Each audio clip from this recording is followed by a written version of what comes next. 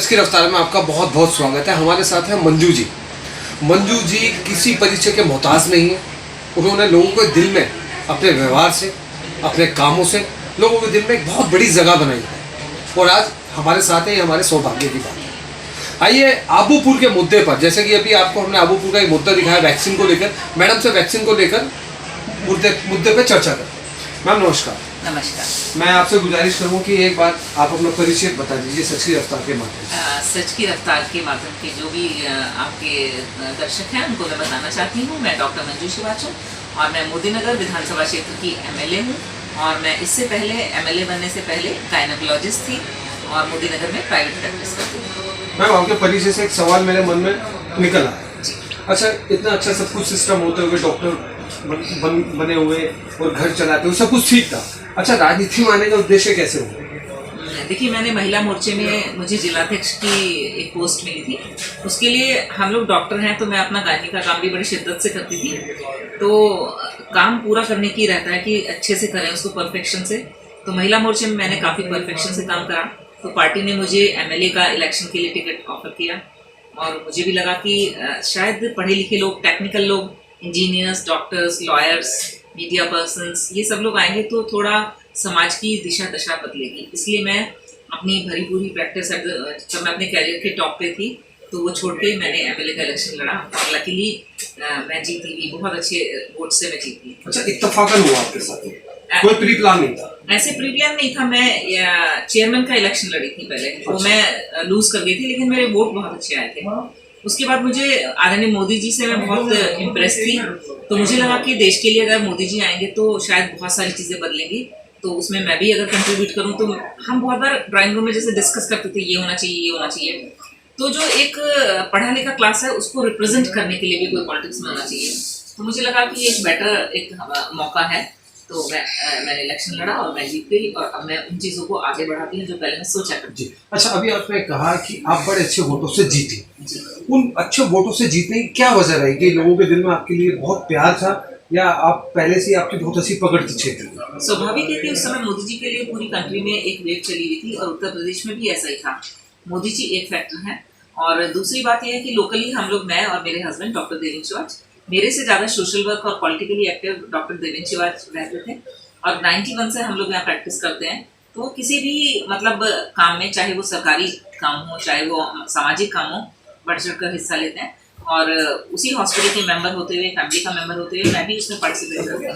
हमारी डॉक्टर होने के साथ साथ एक सोशल इमेज भी थी और ये एक ह्यूमैनिटेरियन वो होता है कि कोई गरीब है तो कंसेशन कर दीजिए, किसी का थोड़ा सा फ्री में इलाज कर दीजिए जरूरत का। तो ऐसा ज़्यादा कुछ नहीं, लेकिन मुझे लगता है हम ऐसा करते रहते थे और हम 24 घंटे अपना हॉस्पिटल खोल के रखते हैं, चाहे कोई भी कारण हो, चाहे कोरोना हो, चाहे पहले हमारे कुछ भी रहा हो। तो वो भी सर्विसेज हमारी इमरजेंसी ट्रॉमा मिलते रही। तो मुझे लगा लोगों को शायद वो चीज़ पसंद है। अच्छा, वो सब चीजें आपकी मील के पत्थर और साबित मैं हुई चुनावी समय में? कैंप भी लगाती थी मैं। अच्छा, जैसे आपको निस्वार्थ। याद होगा कि जब डेंगू चला था और चिकनगुनिया, उस समय बहुत लोग बीमार थे, सिस्टम भी पूरा एग्जॉस्ट हो रहा था। बहुत मुझे पता लगा कि ये गाँव में जाके कि इतने गरीब लोग हैं कि नहीं आ पा रहे डॉक्टर के पास। तो मैंने गाँव में कैंप लगाए थे और उसका भी मुझे लगता है लोगों को अच्छा लगा कि जो कैंप लगाए थे निःशुल्क, जी, सिर्फ मानवता के लिए। और अटल कोई बिहारी वोट बैंक नहीं, अटल बिहारी वाजपेयी जी ने 2004 में एक रिक्वेस्ट करी थी सभी प्राइवेट प्रैक्टिशनर से कि आप वंदे मातरम स्कीम के तहत हर महीने की 9 तारीख को गर्भवती महिलाओं को फ्री देख लें तो देश की बहुत सारी गर्भवती महिलाओं का भला हो जाएगा। उन्होंने एक रिक्वेस्ट करके लेटर भेजा था। माननीय अटल बिहारी वाजपेयी जी का वो लेटर मुझे बहुत क्लिक करा और उसी दिन से मैं जो है एक कैंप का आयोजन करती हूँ। हमारे अस्पताल में भी चलता है और अब को आपने और मजबूत कर दिया। अच्छा, ये आपका आबूपुर आप ही के क्षेत्र में आता है? मेरे क्षेत्र में है, मेरी विधानसभा का एक बहुत बड़ा अच्छा सा गाँव है। अच्छा गाँव। अच्छा, वहाँ की प्रधान है श्वेता जी, वो भी महिला है तो बहुत अच्छे वोट से जीती भी है, लोगों ने बहुत अच्छे वोट से जीता है उनको। उनका हस्बैंड कृष्णवीर जून जी। अच्छा, आज ना वहाँ अम्बेडकर भवन है वहाँ पर, तो वहाँ पर वैक्सीनेशन हो रहा था।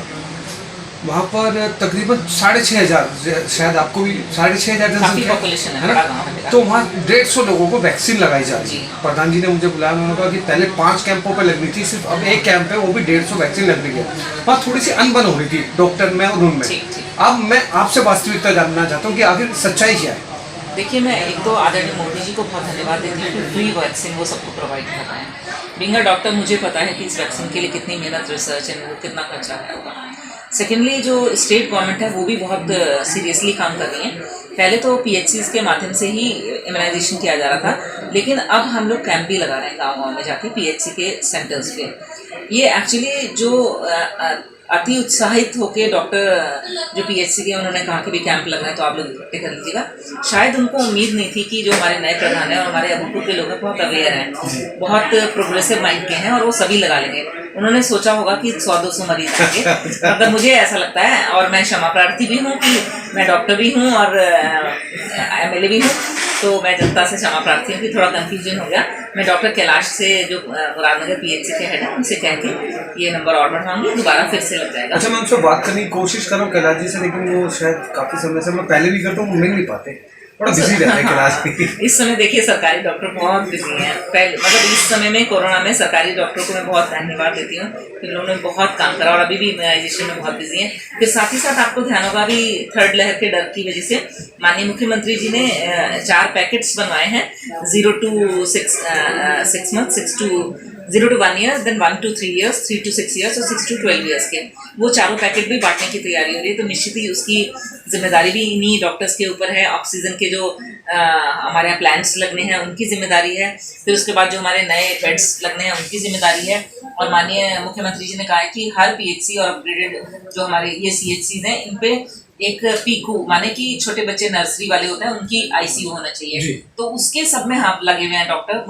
मैं भी चेक करती रहती हूँ अक्सर। मैं जब गुजरती हूँ कहीं से भी, तो जो अगर हॉस्पिटल कोई भी सब सेंटर या पीएचसी आता है तो मैं उसे विजिट करती हुई जाती हूँ, तो उसमें सब लोग लगे हैं। अच्छा मैडम, जो अधूरा रह गया वैक्सीन का वो पूरा हो जाएगा? मैं अगली बार मैं डॉक्टर कैलाश को बोलूंगी कि जितने उनके पास टीके अवेलेबल है उतने बताएं, जिससे कि प्रधान जी उसी ग्रुप को बुलाएं। जैसे एक बार हम 60+ को बुला लें, एक बार हम कुछ 45 से 50 वाले बुला लें, या एक बार एक मोहल्ले के बुला लें, एक बार एक मोहल्ले, ऐसा कुछ डिवीजन करें जिससे कि वो परेशान ना हो। सबसे पहले मैं सोचती हूँ कि हमारी जो है उसका एक रिटर्न डेटा हो जाए कि आज हमने 200 की लिस्ट बना ली, 100 हमारे 10 से 12 के बीच में आ जाए, और अगले वाले जो 101 से 200 है वो 12 बजे से 2 बजे के बीच में। आप शेड्यूल बना के चलेंगे? हाँ, मैं उनसे मिलकर शेड्यूल बनवा दूंगी। अच्छा देखिए, आपने अपना मूल्यवान समय दिया।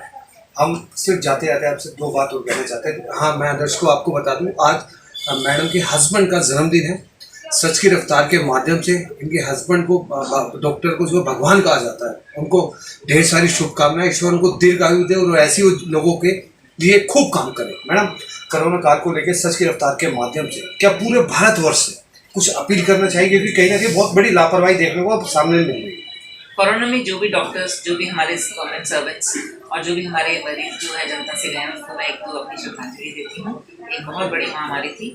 साथ ही साथ मैं अपने सभी जो हमारे कोरोना में लगे, चाहे वो एक सफाई कर्मचारी से लेके, चाहे आया से लेके, चाहे क्लर्क से लेके, बड़े ऑफिसर तक, कलेक्टर तक, जो लोगों ने काम करा उनको मैं बहुत बहुत धन्यवाद देती हूँ। साथ ही साथ जो मेडिकल फील्ड है वो जिन्होंने बहुत काम करा, और लगभग आपको पता होगा कि 750 से ऊपर हमारे डॉक्टर्स इसमें हम लूज कर चुके हैं। तो इसी तरह से जो हमारे सरकारी डॉक्टर हैं और हमारे प्राइवेट डॉक्टर और हमारे सभी डॉक्टर, चाहे वो गांव में काम कर रहे हैं चाहे शहर में, उनको बहुत धन्यवाद देती हूँ। और स्पेशली मैं अपनी आशा बहनों को, आंगनबाड़ी कार्यकर्ता को, एएनएम बहनों को, उनके जो हेड हैं उनको विशेष तौर से धन्यवाद देती हूँ, क्योंकि आज भी और कोरोना काल में भी मेरी आशा बहनें और आंगनबाड़ी वर्कर जो है घूम रहे थे जब सब लोग घर में थे। एग्जैक्टली। अच्छा मैम, कुछ लोगों से अपील करना चाहिए कि अभी मास्क लगा के रखें? जी, मेरी बहुत रिक्वेस्ट है, बहुत ज़्यादा रिक्वेस्ट है। इतनी ज़्यादा मोर्टेलिटी हो चुकी है, सभी से निवेदन है जब भी बाहर जाएं मास्क लगा के जाएं। बेहतर तो ये होगा कि डबल मास्क लगाएं, बाहर कपड़े के मास्क और वॉश भी कर सकते हैं, और थोड़ा डिस्टेंस रखें, सोशल गैदरिंग ना करें। ये हमारी जिम्मेदारी बनती है कि हम सोशल गैदरिंग में कम लोग इकट्ठा करें। सारी चीज़ें सरकार नहीं मॉनिटर कर सकती, कुछ हमारी भी जिम्मेदारी है। तो यही मेरा सभी से निवेदन है। ये संकट ऐसा है कि 100, 150, 200 साल में एक बार आता है। हम सभी को मिलकर इसमें काम करना पड़ेगा, जैसे हम सब ने पहले करा। पहले जो लहर से का समय था, बहुत हम लोगों ने नियम कानून फॉलो करे। दूसरी लहर में थोड़ा सा मुझे लगा कि कहीं ना कहीं दिक्कत हुई नियम कानून फॉलो करने की, तो अब हमें तीसरी लहर से बचने के लिए पूरा ध्यान रखना पड़ेगा। वैक्सीनेशन मैक्सिमम लगवा लीजिए, कोई डरने की बात नहीं है। हमारे 2 वैक्सीनेशन लग चुके हैं, 2 टीके बहुत ही पहले मेरे पूरे हॉस्पिटल के स्टाफ को लगे हैं, किसी को कुछ भी नहीं है। अच्छा मैडम, 2022 में उत्तर प्रदेश में विधायकी के चुनाव है, क्या आप दोबारा से इस बार विधायकी के चुनाव लड़ेंगे? जी बिल्कुल। अच्छा, मैंने 5 साल अपने लोगों के बीच में रही, मेहनत करी, तो मैं चाहूंगी कि मैं दूसरी बार भी लड़ूं। और जो मेरे भी कुछ ड्रीम्स हैं मोदी वो जो नगर अधूरे के लिए, रह गए हाँ कुछ पूरे हो गए हैं, कुछ अधूरे रह गए हैं। जैसे मोदी नगर में उतरने चढ़ने के लिए ज़मीन मिली हमें मेरे डासा रोड से, मेरे उस रास्ते के कारण बहुत वैल्यू बढ़ गई है यहाँ की ज़मीनों की।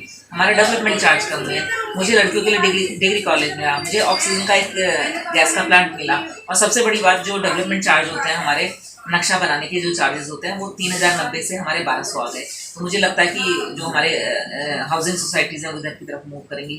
तो हमारे माननीय मुख्यमंत्री जी प्रधानमंत्री जी ने रेलवे स्टेशन दिए हैं मेट्रो के, साथ ही साथ हमारा बस अड्डा बहुत अच्छा हो गया है, बहुत सारे हमारे स्कूल मॉडर्न हो गए हैं, कुछ सरकार ने करे हैं, कुछ हम लोगों ने करे हैं, कुछ प्रधानमंत्री ने करे हैं। बहुत सारी चीज़ें बहुत अच्छी हो गई हैं, कुछ चीज़ें रह गई हैं जो मैं अगली बार करना चाहती हूँ। जी। तो ये थी आज के खास मेहमान। मंजू जी का कहना है कि अभी मास्क लगा के रखे, सोशल डिस्टेंसिंग बनाए रखे, और जिस मुद्दे पे हम खास मिले थे उन्होंने कहा उस पर भी काम होगा। बहुत अच्छी तरीके से उन्होंने कहा कि इसके लिए क्षमा प्रार्थी है और इस पर काम भी होगा। ये होती है मानवता, और ऐसे जनप्रतिनिधि की, ऐसे पढ़े लिखे जनप्रतिनिधि की हमारे देश को सख्त जरूरत है। इसमें हमारा विकास है, हम सबका विकास है। अब आपको चुनना है कि 2022 में जो विधायकी का चुनाव होना है आप किसको चुनते हैं, ये जनता जनार्दन का फैसला है। इसी के साथ दूंगा इजाजत, मैं राजन राही, कैमरे पे अंजलि राजपूत, सच की रफ्तार। धन्यवाद।